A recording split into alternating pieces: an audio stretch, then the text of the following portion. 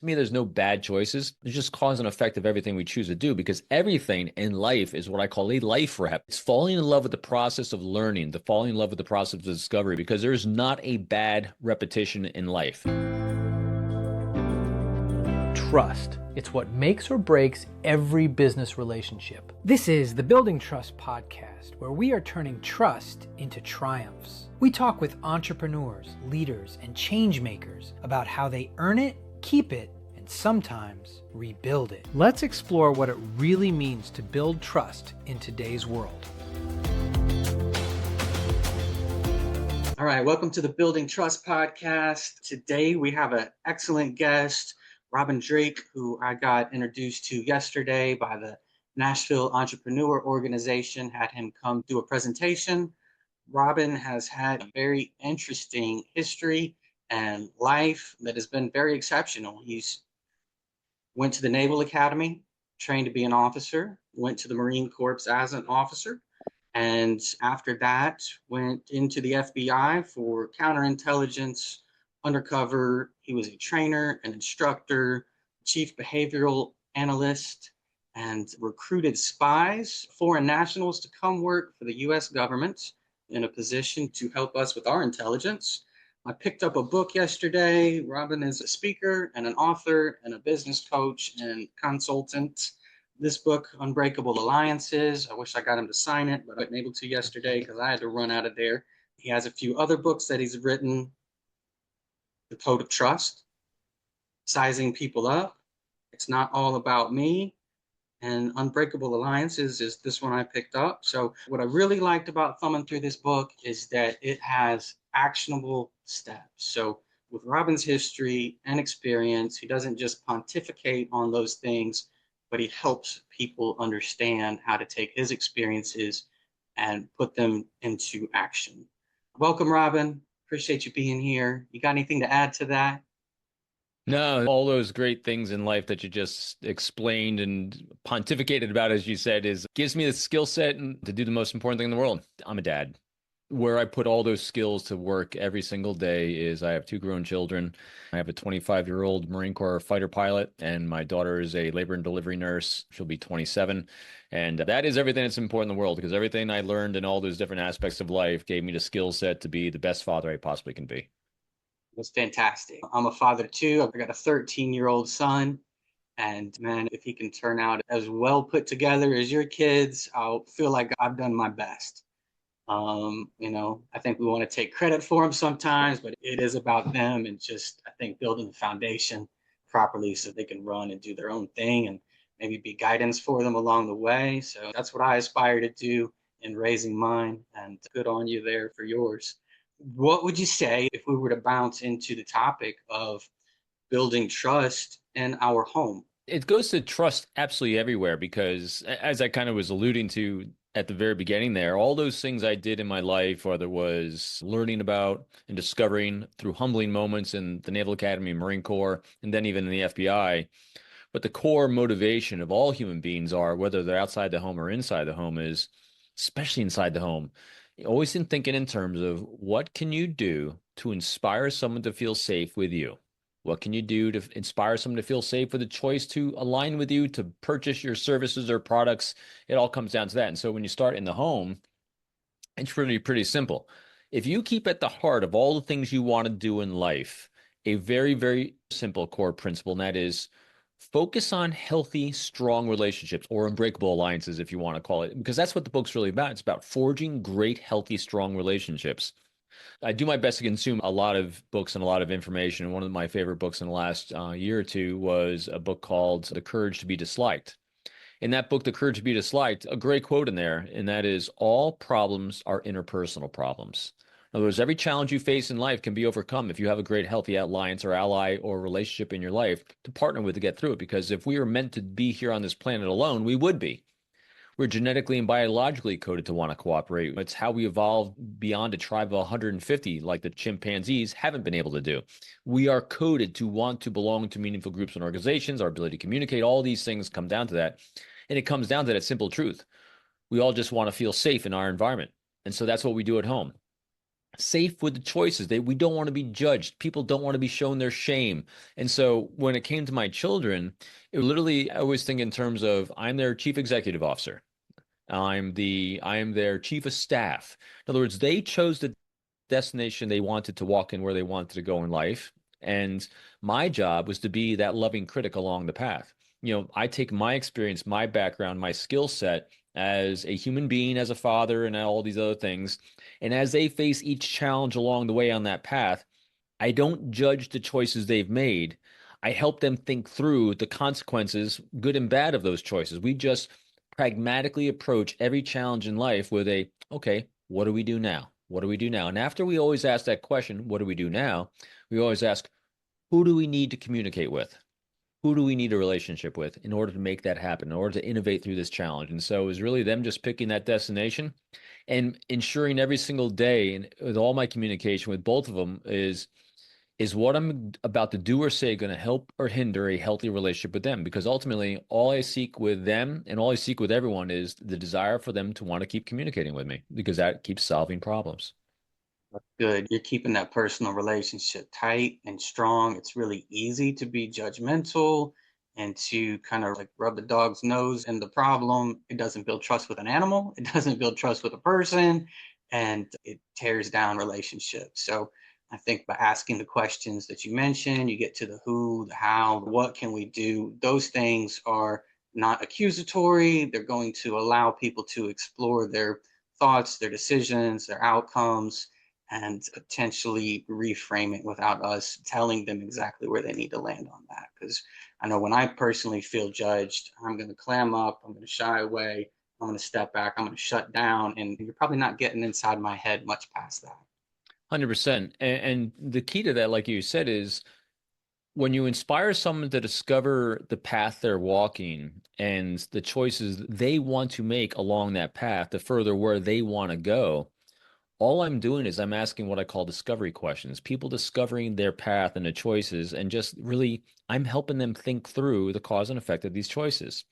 So whether it's someone in a business setting or someone in my personal life, if a situation pops up, they'll share with me because I have a healthy relationship. They share what's going on. I said, all right, so help me understand. What did you do here that helped or hindered that next move? What was the cause? What was the outcome you were seeking? Instead of saying, why did you do that? Because again, defenses go up. You say, what was the outcome you're seeking? What choice did you make? What do you hope to do differently next time? Again, what questions? What? Focused on what they wanted to achieve. And then just objectively working together with the choices they made and the consequences of those choices. Good, bad, and different. To me, there's no bad choices. There's just cause and effect of everything we choose to do, because everything in life is what I call a life rep. It's falling in love with the process of learning, the falling in love with the process of discovery, because there's not a bad repetition in life. Because every time you have an experience, it adds one more nugget in the scales of life that say, hey, I got a little bit more figured out today. And so if we have a more challenging, humbling moment from the actions we took, good, because now we're going to remember what not to do next time. Everything in life is a dichotomy between really, really great and really, really bad. And you can only experience those really, really great moments if we really experience some really crappy ones. And so in order to appreciate those great moments, we have to have had those challenging moments. And in order to appreciate the skill set I have today, I had to get to the appreciation of that skill set by learning what I couldn't do yesterday, especially with my kids. Every time my son will be down at flight school and he's having a really rough day, really stressed out, at the end of our conversation, kind of working through it, I say, Kev, that's a great day. That's a great rep, man. Good job. So I just lean in with, that was a great rep. Pain builds experience. Yesterday in your presentation, you talked about some of your personal experiences, and I know you brought me in, gave me a little insight into your history and life, and some things stood out to me, and that gave me some questions in my head. You mentioned kind of a transition in mindset. So, by your accounts and your stories yesterday, you were pretty much Mr. Popular in high school, football captain, track captain, involved in student government. So a person who had some persuasion in the schools, some swagger, some look at me, charisma, and that got you places and accolades and things. But you mentioned a lot of that was self centered and self focused, which came from somewhat of a blue collar background, Mhm. a scarcity mindset, and you took that with you from high school into the Naval Academy, where you began learning to be a leader. And those things didn't serve you well continually through life. Can you talk about that transition in mindset and how it's affected you and what it's done for you, what it's opened up in your world? Yeah, 100%. So, and you did a great job of remembering all that too, by the way. Thank you. The way we sometimes grow up from a gritty, resilient kind of need and background, it forges who we become in life. Matter of fact, what the things we experience between the ages of 9 all the way up to 22 as our prefrontal lobes fully forming in our brain, all those emotional impulses we're having from the nurture part of the environment around us, cascaded on top of the nature part, forges who we are as a human being that we now carry forward for the rest of our lives. And so the things that we do, the behaviors we exhibit during that time period that are either validated or invalidated become who we are, become the things we pursue. And so in my case, I'm an extrovert. I derive my energy from the outside world, validating who I am. I love to think out loud. I love high energy. I love being the center of attention because I was an only child, because I was bullied. I want to be liked, all those things that make us up through our trauma triggers and trauma responses earlier on gave me this desire. But as you said very well, was that in order to do the things I wanted to do in life, I needed to be the football captain. I needed to be the track captain. I needed to be all these things put on my resume for leadership because as I was getting more and more popular and I was being voted into things in those years, I was thinking, and I was being told, you're a natural born leader.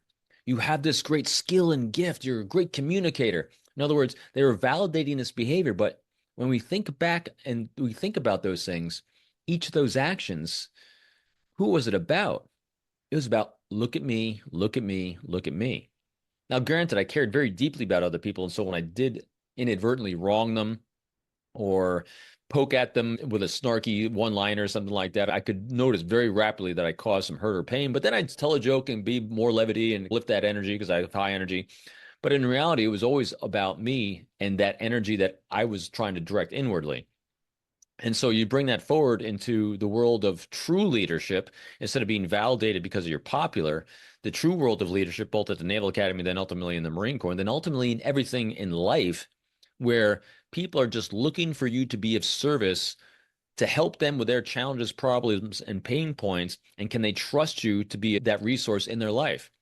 So in my first humbling moment, I had a few of them along the way that my popularity can overcome when I was ranked last by my peers at the Naval Academy at one point, and I brushed it off as a one-off. Didn't really think about it again. But then when I hit the Marine Corps, which does peer evaluations and on the fitness reports, I mean, the Marines are really, really good at fixing problem children. And I was a problem child and didn't even realize it. And I got ranked dead last against all the other second lieutenants in my first squadron I belonged to. And I owned it. And that's the most important thing we really have to realize. All things in life are very easily overcome through alliances, but also in order to overcome challenges, we cannot be what I call a wound collector, or we cannot be a victim mindset. We have to have the positive affect. It was like, all right, I have to own this behavior. What did I do to cause that outcome? What do I need to do differently to change that outcome? And so in my case, when I got ranked last, because I was told, you're not a good leader. Instead of placing the blame and saying, woe is me, you just suck, it's just your problem, you just don't know me good enough, all those kind of excuses people do, because when someone invalidates your self-opinion, it's a huge blow to our ego. It's a huge blow to who we are and how we identify ourselves. But if you can have the courage to let go of that and take that constructive input, even if it's not meant constructively, just listen to the words sometimes. Don't listen to how it's delivered and see if it's accurate and take accountability. And so I took accountability and said, all right, I need to be a better leader. I need to focus on the next thing he said is you need to make it about everyone else but yourself.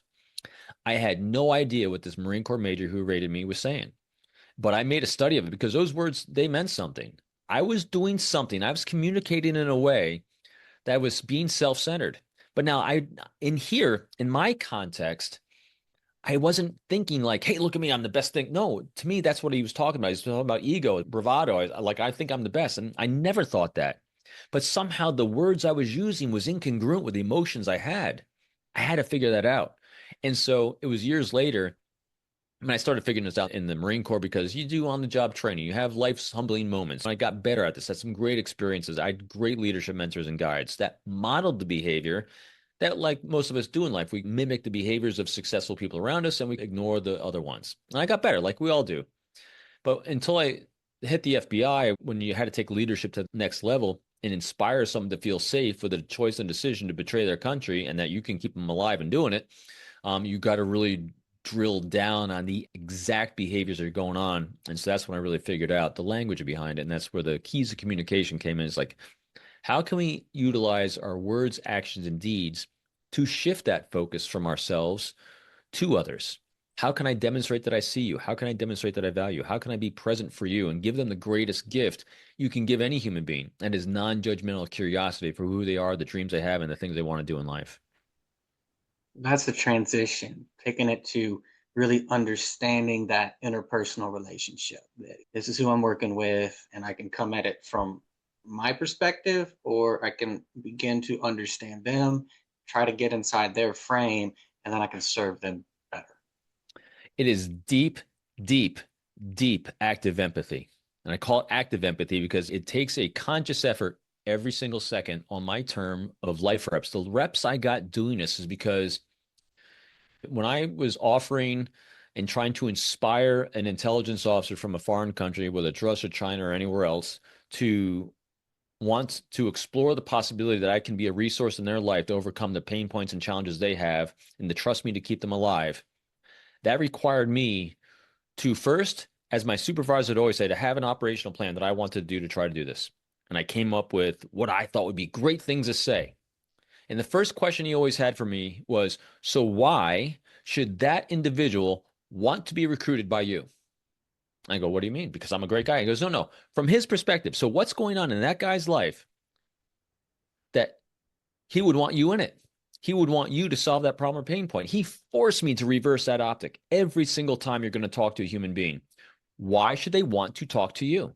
Why should they want you in their lives? Not from your perspective. Who cares what you think? From their perspective, he forced that shift to go that way. And then once you could even answer that question, the next question was, and the next challenge was, every single second of every single meeting with anyone that's even willing to give you their time, I had to constantly read and assess their language, their body language, to ensure that I'm inspiring them to feel safe with me. So I'm looking for high comfort nonverbal displays. I'm looking for congruency between their emotions and congruency between the words that are going to come out to make sure that I'm always allowing them and inspiring them to feel safe with me. So I'm looking for the safety cues. I'm looking for congruency cues. I'm looking for all the cues in everything they're doing every single second. And it can change on a dime. You could say something that triggers a stress moment. You can say something that triggers some fear, triggers resentment. And then I had to make sure I could address, adjust, and go in again.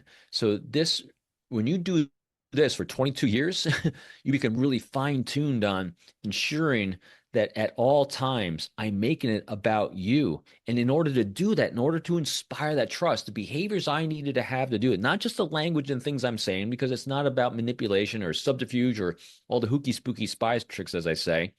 That stuff falls short in 5 seconds. That is a guaranteed no. That's a guaranteed creepy, get away from me, never talk to me again. You have to have the behaviors of trust, which are open, honest communication, transparency, and vulnerability. Those behaviors are so key and critical because when you are open with your communication, when you're honest with the things you're saying and sharing, when you're transparent, when any areas that they need you to be transparent in to allow them to do the most important thing in the world for this relationship to move forward, in order for them to feel safe with you, you cannot have an area that gives them pause. You cannot have an aspect of things you're unwilling to share because that's going to creep them out. If they have ever a doubt about what your true intentions are, you've lost it. So in order to do those things, you need to have transparency. Now, if there's rules, process, laws, regulations, whatever, that you cannot share something that they're curious about, well, then you just state that I cannot share that with you, and unfortunately I can't because of this, this, this, and this, because now you're just being transparent about the truth about what I can and can't do, and then you empower them with choice of whether they're comfortable moving forward or not. And if they're not, what might be able to do so that you are. That is what the key crux to all this is. The behaviors of trust, and then being able to read nonstop your affect on them throughout the entire conversation, dialogue, and then afterwards, the exhaustive process I go through every single day, even after my talk yesterday. I reflect on absolutely every single thing I said exhaustively nonstop. I'm constantly going through every interaction I had. I'm constantly going through every conversation I had and recalling the effect I had on the person I'm communicating with. Was I good for them or was I not good for them? Was I inspiring them to want more? Was I inspiring them to shut down? So it's constantly doing this after action review of every interaction to fine tune the next time I'm going to engage. What can I do better? What could I have done better that time? So it's constantly learning. And this is what I call falling in love with the process. This is what the mastery path is. And mastery is not a destination in our lives. It's a process. It's fall in love with that process. And the process is humble learning.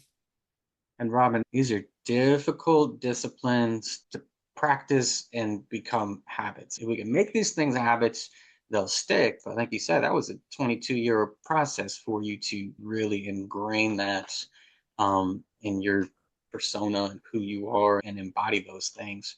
I like that you say you're still actively doing it. So even though it is a habit and you're doing it, you still have to continue. It's a thing you have to do. It's an action, it's an activity, and you carry on with it. So that's really cool.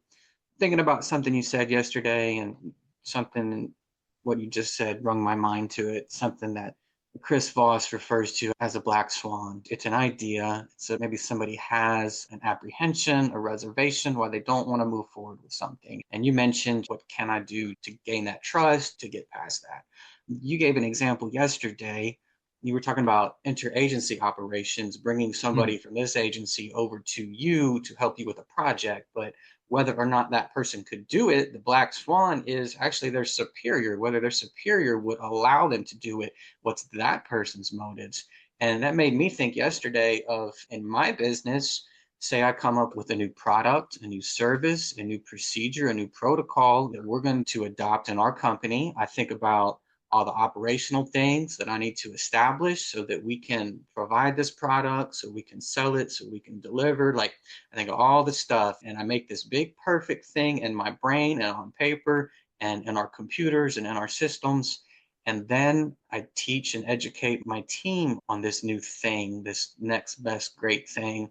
And what I failed to do as a leader on my side is realize my first sale was to my team members. And if I didn't get their buy-in, this whole thing flops. And the amount of effort, energy, and input that I put down before having the first conversation with them, well, it ended up being a disaster in more than one occasion, unfortunately. I hate to admit out loud, but it is those black swans that we have to understand, we have to empathize and figure out who do we have to have buy-in from and what motivates them. Please expand on that, because what you said was enlightening, and I want other people to understand and just have more knowledge on that before they make mistakes like I've made. No, so that wasn't a mistake. You had a great rep. Those are Yes. great reps, man. Hey, Thank you, good on you. sir. As Elon Musk says in SpaceX, if you're going to fail, fail fast, man. And even the guy who wrote the book, No Rules Rules, he was the CEO of Netflix for a long while. And his thing is all great companies invest in failure. And so, because failure is inevitable, you want failure because you only learn when you fail. You only learn when you have those humbling moments. When people fear failure, they then will fear innovating. And innovation is what solves the greatest, wickedest challenges we face in life and moving forward through them. And so if people fear having a zero defect mentality at work or never failing, then you're never going to innovate through the challenging problems. And you're just going to look like every other vanilla organization out there. In order to have a black swan kind of organization, as Voss talks about, you have to have something that stands out. It has to be something unique. You have to solve a unique pain point in a unique way that no one else is able and willing to do. But in order to do that, you have to fail to figure out what that is. So good on you for a great rep. And so what I was talking about yesterday and that you're sharing was in every single behavior assessment I ever did with my team, and we did hundreds of years where case agents from across the country would call me and say, Robin, I need help on this operation. We're trying to, I always relate spy recruiting or the work in counterintelligence. It's sales. It's number one sales, because I'm selling a service of American patriotism to people who generally don't want to buy it. And it's illegal for me to cold call. I mean, that's generally the most challenging thing you can do in the world. The first thing I would do is when I'd roll in with a team, I'd hand select like four team members. I'd bring in my operational psychologist to make sure our science is sound behind the operation we're putting together. We would strategize a great human dialogue between the case agent or the salesman and their potential client, either the confident human source or trying to sell the products of American patriotism, or to an intelligence officer trying to do the same thing, or whether it's an espionage subject they're trying to inspire someone to confess to as well, a crime. But in each one of these cases, the first question I always started with was, what does your management think about this case?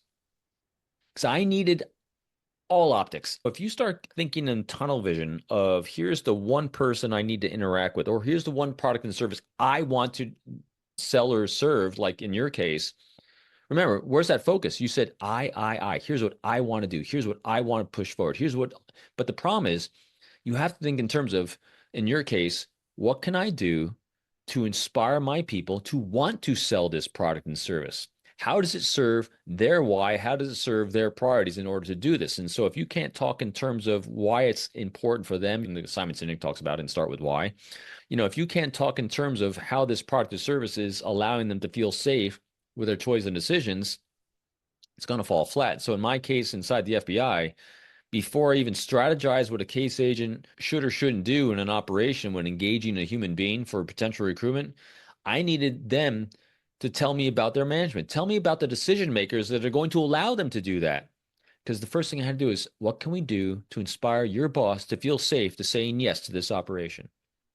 Because if it had potential blowback on them negatively for their career, for the next move they wanted to make, or politically, I don't care what it is. There's all these different variables that come into play. I needed to mitigate those first so they felt safe saying yes to them and the things they wanted to do. That was part of this entire thing. So when you're doing behavioral assessment, I'm not just I'm not looking through a tube looking at the one person. I'm looking everywhere. As my wife used to say, if my kids were having a problem at school, they said, well, let's just go at the teacher like this, or let's go talk to the principal here. And I said, whoa, let's slow down. Before we talk to anyone, we need to think about not just this person, but that person's entire sphere of influence. Because as soon as you have a conversation with one person, what happens next? They're going to radiate out to their social network, to their sphere of influence, the impact of that conversation, positively or negatively. They're going to brand you either as a positive force for good or a negative force in their life. And this can be either through their verbal or even nonverbal. So in other words, if you had a negative impact on someone through a negative conversation or something that you were challenging them in a way, or you wanted to prove your point to them in some way, you think they're going to have a good day the rest of the day or a bad day? That's a bad day thing. Our bad days radiate nonverbally. And so what happens next after that bad and challenging engagement you have? Someone says, hey, Aaron, what happened? You all right today? Oh man, you wouldn't believe the conversation I just had. Boom, your brand is just blown right down the toilet. And so you have to think in terms of every single, not just the one interaction, the entire sphere of influence around them and the collateral positive damage it'll do or the negative from this entire thing. So I'm not just thinking about the one interaction. I'm thinking about every single relationship that's going to be impacted by this conversation and dialogue. That's important. And just knowing that that's a major takeaway for anybody here, that think outside the box, think who all does this affect, who all does it impact, whether we're trying to sell something or develop something or recruit somebody. Like you said, it's ultimately, this all kind of boils down to sales in some form or fashion. And you just mentioned too about you can really blow an opportunity there. And then what's the downhill sides of that? And it just keeps going, kind of this butterfly effect. You mentioned yesterday about a Russian employee who was in the United States, or Soviet employee in the United States, where you spent literally months learning about this guy, getting closer and closer to proximity to him on something as simple as an afternoon walk, that you would wear the same hat, same jacket every day. So he would just, oh yeah, there's that guy. And he would get used to having you around. I've done things like that in my business. We'll identify a major referral partner, like, okay, this is a whale of the industry and we need to do business. We need to be friendly with their team so they can refer us and bring us a whole lot of work. And the sales cycle on something like that can be literally years. And so I can just, if they're having an event, I can show up at their event. They inadvertently sent me a ticket through social media or whatever. I can show up. I can start beginning to be seen. I can interact, I can engage, I can go to their office and maybe sponsor a sales meeting and feed the whole real estate office. I can go to their team meeting and get closer. Now I'm getting closer. I bought lunch for everybody. Well, now I'm buying lunch just for their team. I'm in their team meeting. And I had an experience like this where it literally took me a year and a half to gain the trust of this organization. They gave us a job. They've said, okay, we're going to give you a shot. Here's a client and a home inspection we want you to do. My inspector showed up late with no notice. Dude standing around. He should have been here 30 minutes ago. He's calling me, hey, Aaron, where's your guy? Yeah, we blew that one. And there was a lot that went into it. I'm really upset. I'm furious about this because what's the chances that I'm going to get another opportunity? Coach Burt says for every negative interaction we have somebody, it's going to take about 7 positive interactions to counteract that and begin to reestablish that trust. So what are the chances that we're going to get 7 more inspections with them? 0. That's not happening. The probability of that happening is totally, it's just not realistic. Okay. How would you go about repairing some relationships like that? Deep owning it. Deboning it. Okay, I'm listening. So you made a mistake. It was you choosing that guy to go out there and represent you. That's the first thing I would own. You don't make an excuse. You don't try to. I would just start right from the get-go and say, listen, this is completely on me. And I'm sure this is what you did too. This is completely on me. I chose the wrong guy for this. And I'm going to do all I can to right that wrong. And this is where you got a lot of give. It's like whatever you can do to allow them to feel safe with you again. And whether it's 5 free home inspections, man, it's yours. Because again, you're also assessing, is this a reasonable, healthy person, a healthy relationship as well? Because reasonable, healthy people don't take advantage of big gives you're going to do. I would start with, if you feel safe and comfortable doing it, it's going to hurt. It's going to be a little painful, but that little bit of hurt today is going to resonate. The gravity concussion effect of you going in with a big offer is going to be huge in how your new brand, I'll tell you what, because they know everyone makes mistakes. No company, no individual is infallible, but what everyone's assessing every day is what are you going to do about it when those moments happen? And when you can do the deep owning it, you own completely, no excuses whatsoever. The next thing is what specific actions are you going to take that are above and beyond to right that wrong, just to make sure they feel whole, and to do so then without an ask. It's having the courage to walk through that door and be ready to do a little pain. But this is where we invest in failure, because you will have those moments. There's not a perfect company out there. And so I would have a plan and a budget for those moments when you have an oh shit, and what are you going to do about it? And then the only thing you can do at that point is, it's how we rebuild trust. You have to give them full transparency, full openness in the areas they feel unsafe. You have to then not even guess at, hey, here's what I'm going to do for you. Here's what I think might be good for you. You tell me, what would you like from me to make this right for you? Here's an offer. Here's a suggestion. You empower them with choice of whether those are good things for you. And then ultimately, if they say, no, you know what, we're done, say, you know what, fair, you're right. And you don't try to convince them. You just let go and say, and please let me know. If you'd prefer I never bother you again, let me know that as well. And I'll make a note to my people never to contact you again, because I want to respect the fact that this was my fault and my problem. Extreme ownership. And I'll tell you what, I have done that with every single first contact I've had with every potential human source for the FBI, where I said to them, ask me any question you have, because if I leave here and you ask yourself, I wonder what he really wanted, I really wondered what his agenda is, I've completely failed. And also let me know if you never want to see me again. Also let me know, and I'll make a note to not be a bother. I have never had anyone say, go away, never talk to me again. Because when you do those things, you're shifting the focus from you and your ask to them and their want. That is what is key and critical. And when over that period of time, that year, a year and a half, that you're developing that relationship, you were doing all the right things. You were going in with a give, without an ask. And along that way, those gives you're most likely giving, this is really key and critical to forging great alliances, is you're discovering along the way what their priorities are. And you're proactively being a resource, solving those pain points without an ask, proactively in their lives. That's where people give trust credits. And when you start building those trust credits over a year and a half, as they're feeling you out, When you have enough trust credits built and you have a humbling moment where one of your people does something really stupid, the trust credits, they can take some out of that. And then you can own it and write it. And now what you have is amazing brand, because how many companies, how many individuals have the courage to do that or the energy to do that? In a world where there's a lot of people doing a lot of similar things, the things that are going to allow you to stand out are those moments. That's what gets branded, and that's why people come back. It definitely sets you apart in the marketplace. 100%. And people will pay more for that as well. There's a great book too by, I think his name's Bill Girardia. It's called, it's still on the top Times bestseller list, Unreasonable Hospitality. It's about the restaurant industry, but he wanted to be the number one restaurant in the entire world. There's a list. And it took him, I think, 5 to 10 years to get there, but they did it by the most unbelievable, unreasonable hospitality, where they made it so client focused and so client based that they did these amazing things for every time someone booked a reservation with them. And when they came in for that meal, that Michelin star meal, it was not just the meal itself, it was the experience of working with them. Food's food sometimes. And yeah, you have a great chef, but when you just put that together with that experience, that's what sets it apart. And that's what can set anyone apart in any industry. It's that experience with you.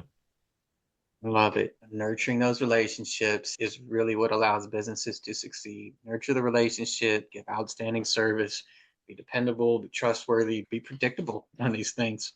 100%. You talked a lot about how relationships carried you through different phases of your life. How how would you recommend people go about nurturing relationships? It's easy when you're trying to manage too many relationships to fall off and forget about people, not stay front of mind, not be engaged in their life. Do you have systems to manage this in your world? It's one of those things you don't have to worry about, because if you maintain healthy relationships and just focus on great communication and being a resource for others as your paths intersect, paths very rarely stay connected with everyone at every moment for years on end, because that would become overwhelming. But what happens is during periods of time, we have overlapping priorities. We have overlapping paths. And during those times where they overlap, we do these things. We make it about them. We have these great communications and great reciprocity going back and forth. But then what happens is they move off in this direction. You move off in this direction. Paths start to diverge. But when you left it on a good, healthy note, think about this. Everyone has these moments. Everyone has someone in their life, a best friend from when you're growing up. But all of a sudden you get together after not seeing someone for a couple of years, 5 years, 10 years, or even 20 years. And when you get together, it's like no time passed. You know why? That's a healthy relationship. And your paths diverged for a period of time. You just didn't have overlapping priorities. You didn't have overlapping interests at that period of time. And it's not a big deal, because it was always healthy. It's always a great dialogue. We're always there for each other. And so that's what you want to do with everyone. And it's very simple. The keys of communication, to shift that focus to others. And we talked about it through all these examples. But the number one to shift that focus and make it about others and create those great trust and great relationships is, number one, seek the thoughts and opinions of others instead of going on and pontificating about your own. Two, talk in terms, as we've said, about their challenges, priorities, pain points, and their friction points in life. Discover what they are instead of constantly talking about yours. Three, non-judgmental, active curiosity. Don't just be curious about what it is you want to know, which is fine. Be curious about what it is they want to share. Start at the 30,000-foot level. Ask them a very open-ended arch question by saying, what was that spark and inspiration to get into what you're doing today? What happened next? Where did you go from there? Who was a great mentor along the way? What were some of the challenges you faced? You start getting that life arc. Nice, easy, open-ended question. No scripting. You're paying attention, being present, and now you're threading. And what you're doing is you're threading those answers to resources you know you have. And so that's where you start making these connections. You're just like, yeah. So in your back of your mind, it's like, oh, I got something that could fix that. And so when you think about the meeting afterwards, a week or two later, you say, hey, that last conversation we had, afterwards, I thought about this. If you're interested, you mentioned this. I have someone that's a great contact, great friend of mine. If you like, I could do an introduction for you. If not, that's fine too. No ask. And so then, after non-judgmental active curiosity, the fourth one is empower them with choices. Because people feel safe when they have situational awareness like you just gave them. And when you empower them with choice about how to move forward, it allows people to feel extremely safe and that you're not trying to control them. You do that and you match their tempo. You don't press a tempo. And you have that open, honest communication, transparency, and vulnerability. You're off and running with anyone you need to have a great relationship with. That's beautiful, Robin. I think you summed up everything wonderfully. I think our listeners are going to get a lot from this conversation. I appreciate your time. I know you got another engagement to get to here shortly. So I'll respect your time and hope you have a wonderful day. Let me know if I can do anything for you. Absolutely. And I want your listeners and the audience to do one more thing after this. Here's your one key take. First of all, do as James Clear talks about in Atomic Habits. Don't try to go 0 to 100 on these things. Out of all the things we talked about today, pick one and do it a little bit more tomorrow. Pick something you think like, I actually do this pretty good. Pick one thing and accelerate a little bit. And the second thing I want you to do is share this podcast with others. Aaron puts a lot of time into putting this together, a lot of resources here. So the best thing you can do to serve yourself and serve everyone else is share this with others. Let people know where to go to get this content, and give a like, give a star, give a review. How can people find you if they want to get in touch with you? Oh, that's easy. RobinDreeke.com, ROBINDREEKE.com. And lots of resources on there for you, whether you want to buy a book or just go to my YouTube channel and get lots of videos on all the behavior stuff we talked about. It's all right there. Awesome, Robin. Thank you so much. Have a wonderful day. Thanks, you too. Take care.